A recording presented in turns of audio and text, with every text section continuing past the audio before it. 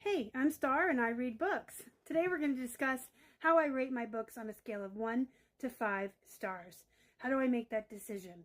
Well, first, I always try to rate a book immediately upon finishing it. And often, as I'm reading a book, I will be thinking in the back of my mind what I'm going to rate it when I'm done based on how little or how much I'm enjoying it. It can change. There can be a really good twist at the end of a thriller. There can be a really sad death that affects me. That can make my rating go up. And the ending can fall flat sometimes or just take a little too long to get there, which would make my rating go down.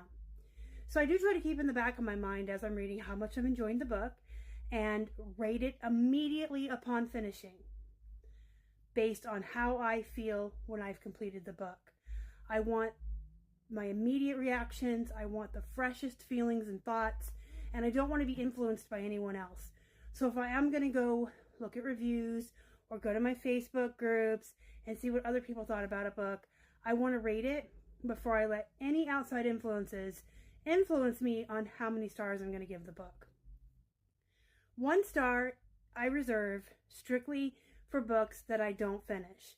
If they're so bad that I have to DNF them, they're getting 1 star. 2 stars is for a book that was a struggle to get through. If it was boring and it was a struggle and clearly almost a DNF, but I finished it, I'm going to give it 2 stars. Because there's some that, while a struggle to finish, they're still worth finishing, but they're going to get 2 stars from me. 3 is what I give most books, actually. And I know that a lot of people give 4s and 5s out, like you're passing out Halloween candy, and they think that 3 is a low rating. I beg to differ.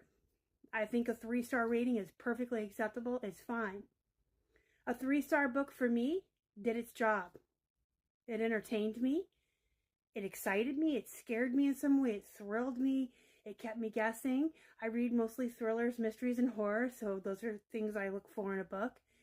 If I enjoy myself thoroughly and I like the characters and the setting and the plot and the book is enjoyable, it did its job, it's getting a 3-star rating from me.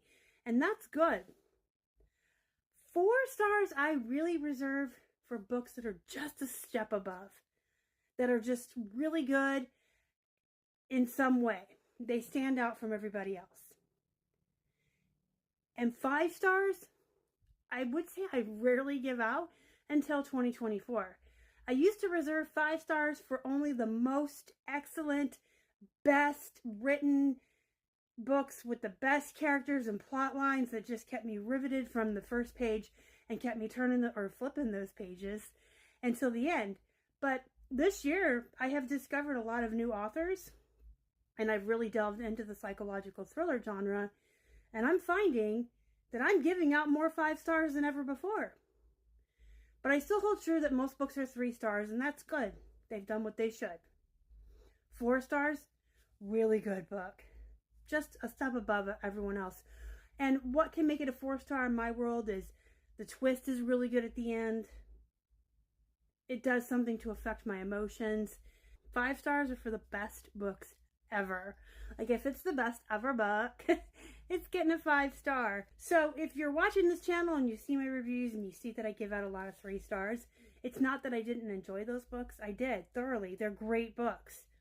But I really feel like 4s need to be for only the best excellent books, and 5s really need to be reserved for the best of the best.